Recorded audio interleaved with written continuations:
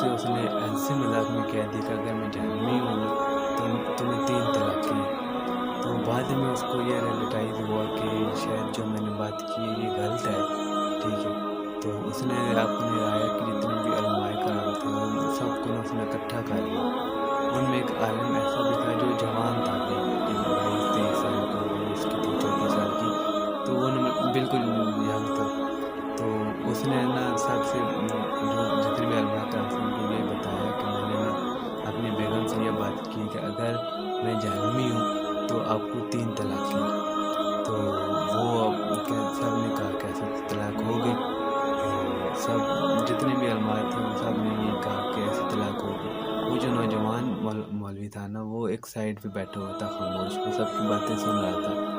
تو آخر پہ جا کے بادشاہ نے اس سے پوچھا کہ تمہاری کیا رائے ہے؟ تو وہ جو تھا نا نوجوان، اس نے کہا تھا کہ ایسے آپ کی طلاق نہیں ہوئی۔ تو وہ سب حیران ہوئے کہ یہ کیسے کہہ رہے کہ اس طرح طلاق نہیں ہوئی۔ تو اس نے کہا کہ وہ سب نے پوچھا کہ آپ کس طرح دلیل کے ساتھ کہہ سکتے ہیں کہ یہ طلاق نہیں ہوئی؟ تو اس نے بتایا کہ اگر یہ تو ابھی بات واضح نہیں ہے نا کہ آپ جنتی ہو یا جہنمی ہو، ٹھیک ہے۔ تو اس نے بادشاہ نے کہا کہ پھر یہ مجھے کیسے پتہ چلے گا کہ میں یہ جنتی ہوں یا جہنمی ہوں؟ تو وہ جو نوجوان مولوی تھا اس نے پوچھا کہ آپ کو زندگی کے ایک ایسا واقعہ بتائیں کہ جس میں آپ گناہ پہ قادر تھے، آپ گناہ کر سکتے تھے لیکن آپ نے اللہ کے خوف سے نہیں گناہ کیا۔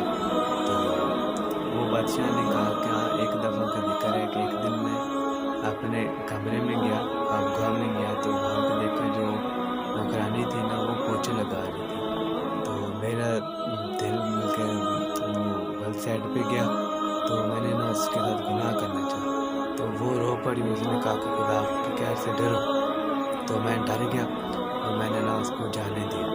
تو اس ٹائم پھر وہ مولانا جو تھا نا لڑکا ینگ، تو اس نے کہا کہ اللہ تعالیٰ نے ارشاد فرمایا کہ اگر تم کسی گناہ پہ قادر ہو تو وہ تم اس کی قوت رکھتے ہو لیکن تم وہ گناہ نہیں کرتے تو تمہیں کوئی بھی جنت میں جانے سے نہیں روک سکتا، تم جنت میں جاؤ گے۔ سبحان اللہ تعالیٰ، دیکھو نا اللہ تعالیٰ ہمیں بخشنے کے بہانے ڈھونڈتے کہ میرا بندہ کوئی بھی ایسا کام کرے جس سے میں اسے کو بخش دوں، ٹھیک ہے۔ اللہ تعالیٰ بہانے ڈھونڈتا ہے کہ میں کوئی بہانہ مجھے ملے جس سے میں اس کو بخش دوں، اس کی مغفرت کر دوں۔